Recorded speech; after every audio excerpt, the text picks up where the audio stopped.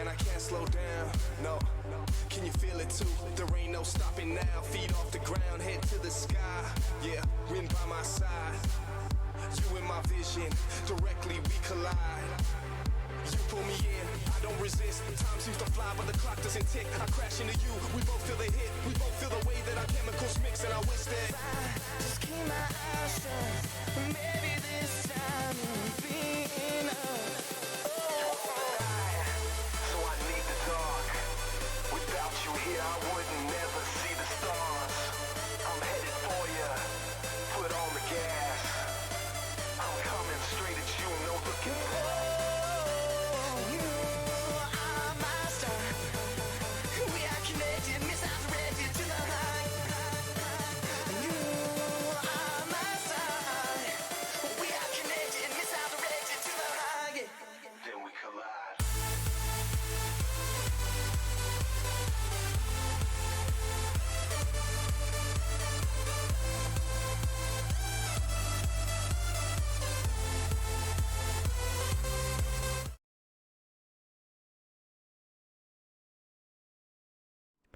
Hello, everybody, and welcome back to the Sugar-Free League.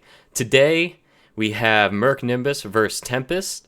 I'll be the caster for today, HG Flip.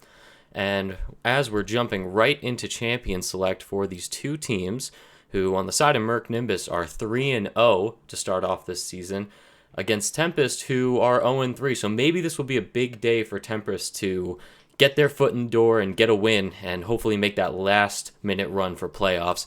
As we can see, the bans coming out already are pretty straightforward. We got the Rek'Sai, Vladimir, and Set coming out from Murk Nimbus, and an Olaf, Senna, and Trundle ban coming out from the side of Tempest.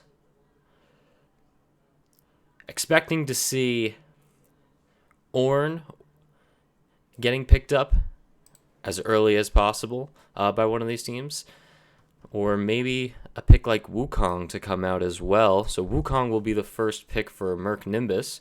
Very interesting first pick to go in blind, but it could be a flex. Wukong could go into the jungle or could go top lane, but I know that Murk Nimbus has been playing a ton of Wukong top, I'm pretty sure, in the other games that I have casted for them, so I would expect this to go into the top lane.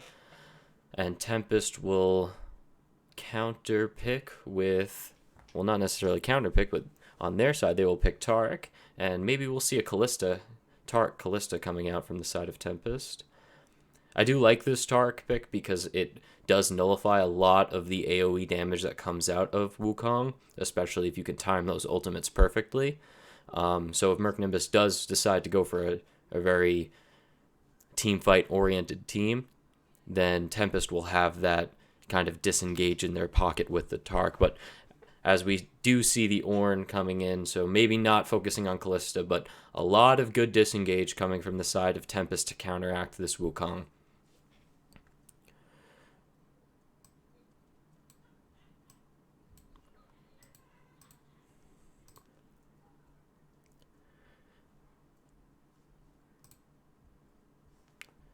Now, as I said before, Tempest is currently 0-3, so picking really strong picks is what I'm going to look for in this draft, and what I think they should do to kind of, get this easy, comfortable game for them. And I think Taric and Ornn is a really good combination to start off there, especially against this Misfortune and Pyke that is being picked up from Murk Nimbus.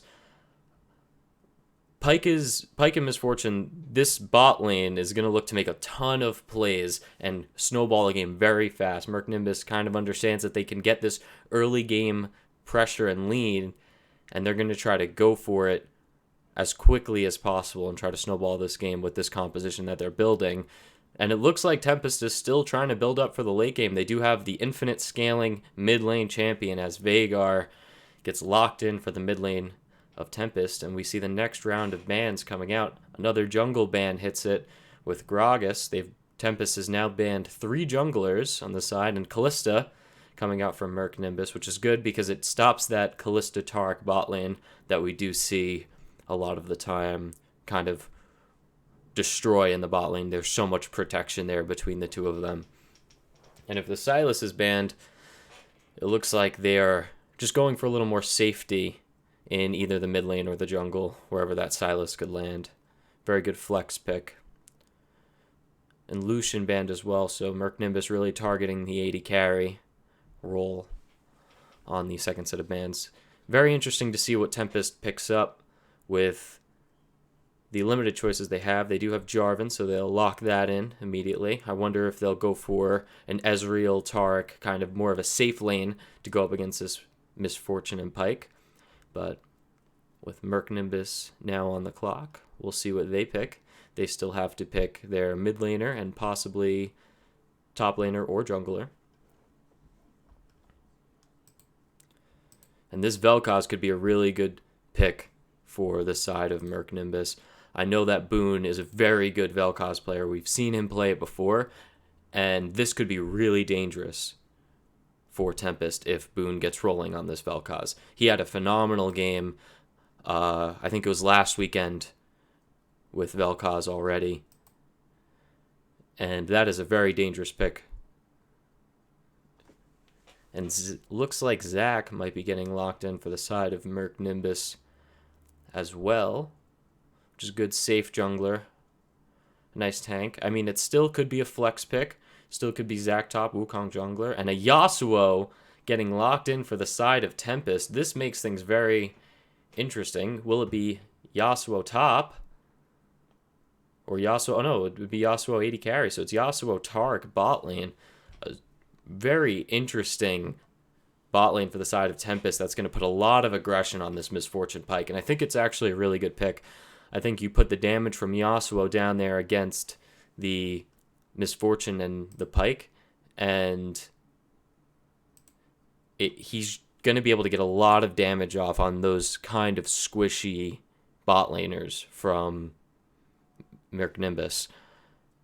I'm very excited to see how this plays out as long as these picks are good. We are getting some questions in the chat, but I think everything is good to go. If that is so, we are going to take a quick break while these teams redo their draft in the tournament client and we get into games. So we'll be right back after this quick break.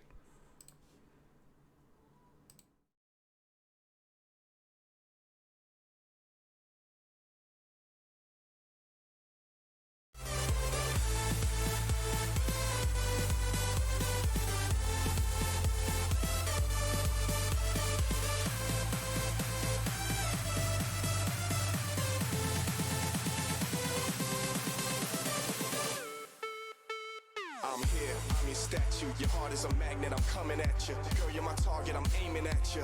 You're a comet, I'm trying to catch you. We can break any rule they ever taught you. Forget about anything they ever bought you. Cause me and you don't need a lot in this world to get by. Plus you know I got you, you pull me in. I don't resist, time seems to fly but the clock doesn't tick. I crash into you, we both feel the hit. We both feel the way that our chemicals mix. And I wish that I just keep my eyes shut.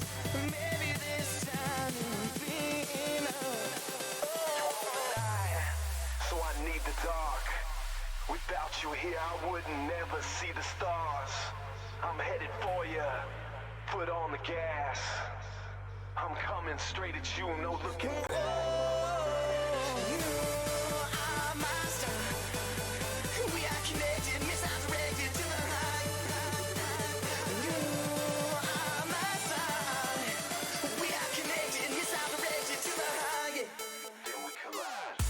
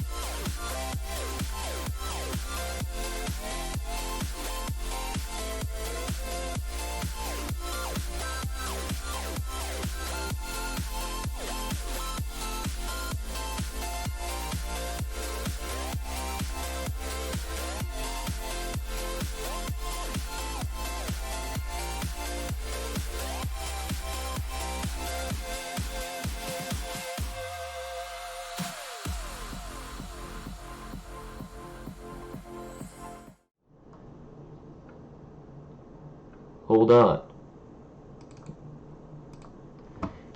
And here we are, guys. We are in game. Oh, and Summoner is disconnected. There might be a pause coming in soon. Hopefully there isn't. But welcome back, guys. I now have a second caster, a co-host. If you'd like to introduce yourself.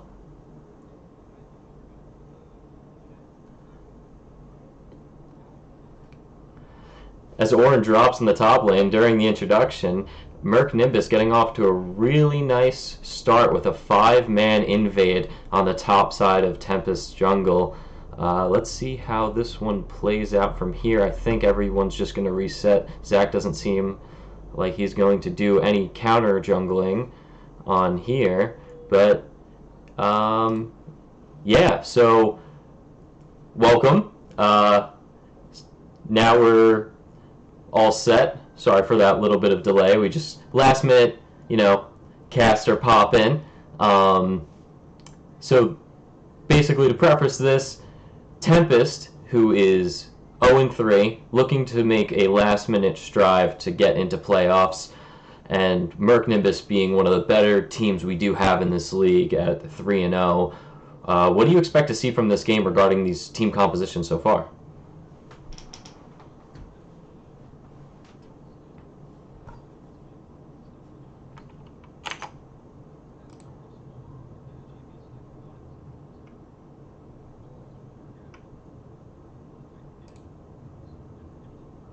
J4 level 2 gank, or after he finishes these romps and wolves, which it looks like he's pathing towards, maybe look for a level 3 and then try and get some action there, because if you do get that Vel'Koz behind, if you burn his flash, that champion is so dangerous just ever to walk up and lane against, because that champ, like we all know, artillery mages, absolutely great if they're able to sit behind in a team fight, pump out that damage, but in lane, if they drop their flash, especially against an aggressive pick like Yasuo, there's not that much you can do. And sorry to do this again. Would you mind introducing yourself one more time? I just realized I had the Discord muted because I thought I was solo casting. A little bit of a technical difficulty. My bad. It's fine. Hello everybody, I'm Leche. I'm going to be your color caster for today. And I was just finishing talking about how the J4 Yasuo 2v2 is really going to have to dictate the early parts of this game. And this Ornn is getting Jarvan who's backing.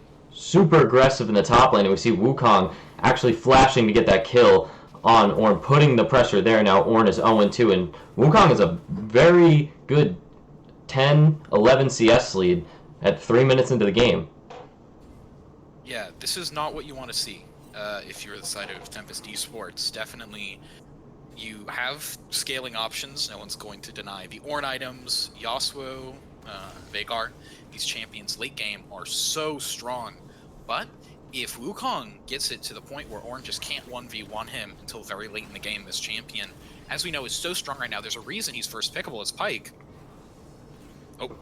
Well, Pyke was getting a little bit of damage down there, but it seems this Veigar Taric bot lane is, taking a bit of pressure from Pyke Misfortune. I had originally assumed that it was going to be a Yasuo Taric bot lane, which I would have liked to see, and we see Zach getting low in the mid lane as well. This Jarvan Yasuo combo that you said was working out seemed to be working out in this 2v2. Yeah, Vel'Koz's flash is down, and like we said, once that happens, he is a prime target for ganks and roams. Taric, not the best roaming champion, it's not a Nautilus or Leona, but when your Yasuo is that low, he's just prime. And the bot lane is going for another dive. We see Jarvan roaming down. Maybe he's going to get the kill. A lot of action in this early game. Pyke almost able to get out, but Jarvan flashing onto Misfortune, and another kill, the first kill going over to the side of Tempest.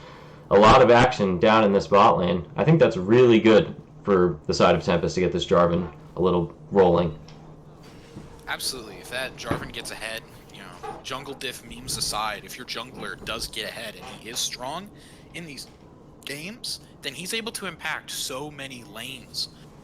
This champ gets ahead, and Vel'Koz is going to be in a real pickle, but he's been holding his own, even CS lead against Yasuo. Zach is looking for something, but he backs off. That Veigar cage is enough to dissuade him. Yeah, and we saw now that the bot lane from Tempest is backing off, I wonder if Murk Nimbus can get a little bit of, vision down in the Dragon Pit and kind of contest for this first Dragon, because I feel like the Dragon Soul, whatever it may be, is going to be highly contested in this game. Both of these junglers are going to look to get, as much Dragon pressure as they can. I would hope so, from the side of Tempest to kind of, counteract this early game that this Wukong is having. As he goes in for another kill in the top lane, will he get Ornn again? He does, and another kill going over to Shadowy Figure's Wukong. That's 2-0 with a over 20 CS lead in the top lane, and it's only 6 minutes into the game. This Ornn has no room to breathe right now, and none of these have been jungle influenced at all. These have all been just 1v1 fights, as Tark may have been caught out. And Tark goes down to just trying to get vision near the Dragon Pit, and we see the first Dragon going over to the side of Murk Nimbus with just a little bit of an outplay, or a miscommunication. And Jarvan trying to pick up a kill onto Wukong. Will he be able to chase him down? Wukong does not have flash, but Jarvan backs off, and this is Dragon going over to Murk Nimbus. Yeah, first Dragon from Murk Nimbus, when the game is this accelerated, being able to convert that into objectives is exactly what you want. Now, 2k gold down, 6.5 minutes into the game, this is not what you wanted to see if you were Tempest. But at the same time, there are still ways for you back into this game. Veigar, the infinite scaling AP threat, and Yasuo, of course, is... Oh, that pick always looks like it's going to be something, but Veigar is just such a strong neutralizer in these lanes. As, getting back to my point, Side of Tempest has late game scaling just across their roster, other than the J4, but he is going that tank build, so it's not like he's going to be useless. Once those Ornn items start coming in, if they can hold this gold lead to 2,000, once they start getting towards level 14, 15, the gold should equalize naturally through these items. But on the exact flip side, if you are Murk Nimbus, you are going to be pushing your advantages that you have hard. Pyke can accelerate the game with that extra gold he gives so much, and once you have Bork on Wukong in the top lane, his clones provide so much damage. And Zac getting a nice gank onto bot lane and picking up Veigar. Just a nice E. When you don't have vision control, because Tark died earlier, and you sacrifice the vision in the Dragon Pit, that's what happens. You can't see this Zac who can fly in from like 2 screens over with his E, that he's just going to catch you out like that. And Jarvan, looking for a counter gank now, is not going to be able to get this. He's going to have to back off, and another kill going over to the side of Murk Nimbus. Being able to get out of these and wasting mid and jungle's time is so good for Murk Nimbus. Zac is able to gank just so many angles, and like you were talking about, if you don't have any of that vision control, that champ can just be terrifying to play against. And Ornn ult coming down because Wukong is overextending under tower. Will this be a free kill to pick up from Valentine? And yes, it is. Shadowy Figure goes down. And that was just a little bit of Wukong getting overzealous in the top lane and giving a free kill over to the side of Tempest. Oh yeah, he must be like 50 gold off from Bork, because proxying that hard, or not even proxying that hard, but just being behind the tower, trying to get as much damage on those plates as he could have, was such a cocky move. And Ornn just had to hit him with that normal Ornn combo to be able to get a kill there. And like we were talking about, if they're able to keep this gold lead, it's still 2,000, keep it in that same position, eventually they will be back into this game. Yeah, and we do see the mid lane is getting pretty even for both Veigar and Yasuo, which is a little dangerous that from my perspective, because we know how good Boone is on this Veigar. We've seen him play the champion to its full extent before. He's very good on the champion. It's a very comfort pick for him, and if he is able to scale up, get to that Luden's Echo, get those items in, he's going to do insane true damage to the side of Tempest. Oh yeah, and like that Vel'Koz laser is not something you can block with a wind wall.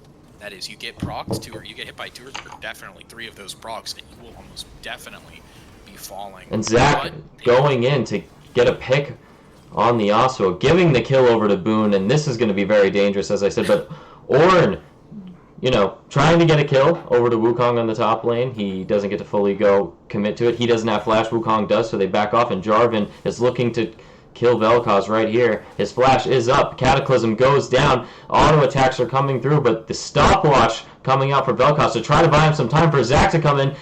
Jarvan flashes the E really good, but doesn't hit the flag and drag combo, which means that Boone will survive. They're trying to maybe dive the turret for Jarvan, and a beautiful Q to bring Jarvan into Vel'Koz's E to secure that kill under tower. Jarvan just getting a little too aggressive there. Yeah, and although obviously the main players in this are going to be Vel'Koz and Zach for that extended 2v2, Pyke was there both times as he's trying to go get vision control and support his misfortune. So the fact that MF, one of her strengths, is just kind of being able to keep waves pushed or, easily last hit under turret from very early levels. So even if Veigar, Taric are pushing into her, being able to just pick up the solo XP and solo farm and let your support go, support the mid in these fights, try and extend your lead, which is exactly what they want. That's so good as an AD to be able to do that, and Pyke has definitely been taking advantage of that this game. A Furious Doctor showing that he invested that 1k gold in the Moby boots for a good reason. And as we see the CS lead from the attention that was brought to the mid lane, now Vel'Koz has a nice 12 CS lead over Yasuo and the kill, but Tempest is going to look to take this dragon, but they might not be able to do it without getting contested from the side of Murk Nimbus.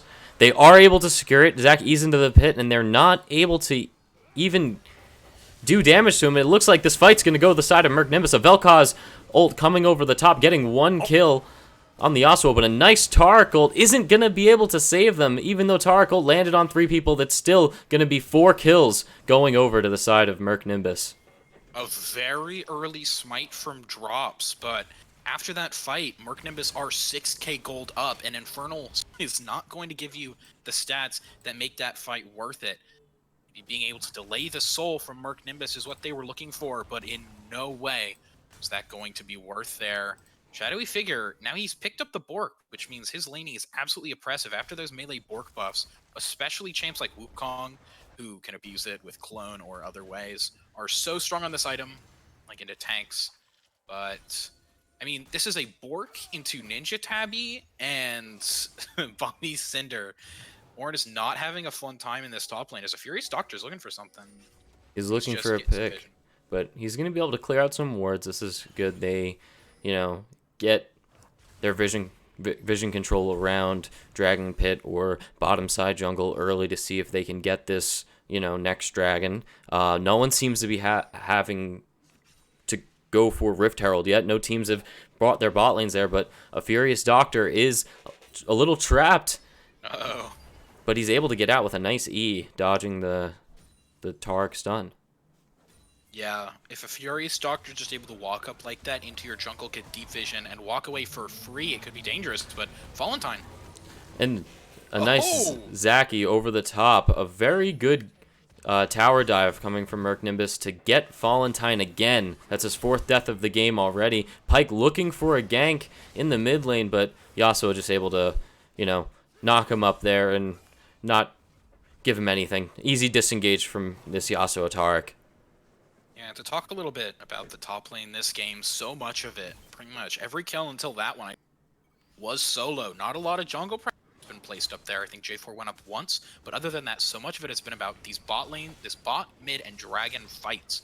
But finally seeing Zach up there and them just being able to dive Valentine means that this could get much worse for the side of Tempest. But, when you're in these positions, you want to be able to make plays, try and come back, because right now, you are 8k gold down, and that is not a fun position to be in, especially as some of these more scaling-oriented champions. Veigar's not going to be doing a lot just sitting on his water gun.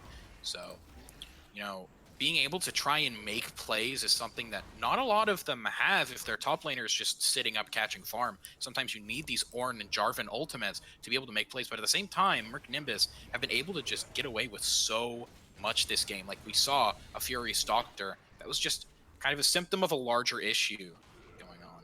And although Shadowy Figure has been playing a little aggressive in this lane, it's really opened up his team to make those plays that we were talking about and kind of snowball this lead that they are currently snowballing. And we're going to need to see this Jarvan kind of step it up and get these ganks and kind of, maybe be there more for counter ganks instead of trying to push ganks themselves, because they haven't really been working out.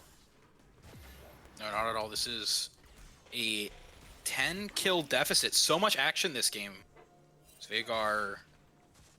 Veigar Taric lane hasn't been, all things considered, too bad. But when you look at the scoreboard, you realize so much of these leads are just universal across the entire map. It's not as if you're just completely playing through top, mid, or bot. Either you're playing through all three of them. This gold is nicely distributed, which, especially against a team like that has a Jarvan or a Veigar that can just blow up one target easily, that is definitely something that you want if you're Murk Nimbus. And Murk Nimbus looking to siege this mid lane inner turret. They are able to, with the Vel'Koz ult coming out, and they're able to pick off Yasuo over through the mid lane turret. But Zach looks like he's getting caught out under the turret, but not able to pick up the kill as Murk Nimbus just deals too much damage. They have too much threat right now. When they're up 10k gold lead, that this Zach is just safe under tower, and they're actually popping the Rift Herald mid. They're going to keep sieging. A nice E coming out from Vel'Koz to keep getting away with this. And a nice Pike ult coming out to pick up that Tara kill and secure his team, the mid lane turret. And this Rift Herald might even get another charge off on this mid lane if they let it go. But it looks like Murk Nimbus is going to focus on the Dragon Pit as Jarvan kills the Rift Herald. Drops is just able to practically walk into the enemy team behind turret and get out of it alive. This should not be happening. As Murk Nimbus are really running this game right now. Still a 10k gold lead, but they have cracked the mid second tier turret, and that is so huge for getting map controls. Yasuo's trying to go for a pick. He was trying to see if he could pick up any scraps from the Baron Pit, but he just overextended a little too much, and he's going to get caught out again. That's his 4th death of the game, and this game is really snowballing to the side of Murk Nimbus. Absolutely, and when you see a game that is this in one favor of a team, you're kind of thinking like, why isn't it over yet? And the reason is Baron isn't up yet. You can't really easily siege these inhibitor towers without Baron or Rift Herald. So a lot of this is just Murk Nimbus kind of walking around the map looking for picks because they don't have the objectives to close out the game. And that's why you see such a massive kill discrepancy, because that's what they're doing. They're putting vision around the objectives that they want to take when they'll be up, but until then they're using that vision to look for picks and move that into the future objective control. And as you can see, look at the vision on the side of Tempest right now. They are so far pushed back into their own jungle that they are kind of just stuck at their inner turrets right now. They can't move up anymore. They have no information on the enemy team, and this is going to look really dangerous when this Zac could potentially come from anywhere. Jarvan looking for a gank. But Zac able to go right back in and ult through the team. Will the Stark ult come down in time? But no, Pyke gets a beautiful ult and tries to reset on the team, but actually gets picked out in the process. A nice kill going over to the side for Tempest, and it's only a 1-for-1 as Murk Nimbus can't follow that up. A Furious Doctor, a little bit of a cocky play, but top is getting caught out as well. A Furious Doctor going in. But Tempest tried to stun him and kind of contain him right there, but they just didn't have enough time. They should have backed off, and they kind of caught themselves out where the second Veigar stun went down. They should have just backed off, but instead they went for the kill, and now they're going to lose an inhibitor at 19 minutes. Now, I said it's hard to crack the base without one of these objectives, but that is as long as you don't practically get an ace. But right there, Murk Nimbus, like we were talking about, they're just able to walk up and get exactly what they want, and there's not a lot that Tempest Esports is able to do about it. One of the things in those fights is Drops just keeps engaging over and over in these fights. Really great positioning, and although a Furious Doctor was a little bit cocky on his timing, he tried to last frame that ultimate. He still was able to pick up a really good trade for his team. The slow going off on two of them. And they're looking for another pick. Vel'Koz ult comes over, and Zac is just able to drop him, as Drops would say, right through the team, right through the mid lane turret, and they're going to keep pressuring. They, you give them an inch, they take a mile. Murk Nimbus just keeps pressuring. They don't wait to back for items. They don't wait to scale. They are going to attack you and attack you and attack you again if you get caught out, and that is what Tempest is doing. They are getting caught out. They're trying to go for plays, trying to get anything from their jungle, but they just can't. Murk Nimbus is just capitalizing on everything this game. I mean, you want to be able to do simple things like just defend your tower against a siege, and it's not like there's a big minion wave, or there's this, insane siege grouping of 3 on the bottom side. It's just straight up.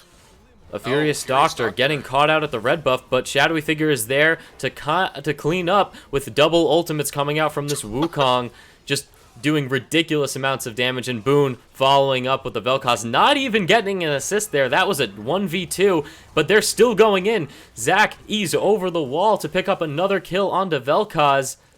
Onto Yasuo. My bad. And Vel'Koz was there, but he didn't even get any assists, and they're still going. Another E into the base, and that's another kill onto Ornn. They could pressure the win right here because they have minions attacking the turrets. This might just be GG. Yeah. Oh my god, it's looking like it will be. Only Veigar is up on J4. With Vel'Koz and Misfortunal coming over to kill Veigar in his base. Jarvan is going to go down in the fountain as well. Wow, this is just a slaughter from Murk Nimbus as Tempest is trying to save their base. It's just impossible. An ace coming over for the side of Murk Nimbus, and that's a 21-minute victory for Murk Nimbus. Wow. 28-5, 17k gold lead.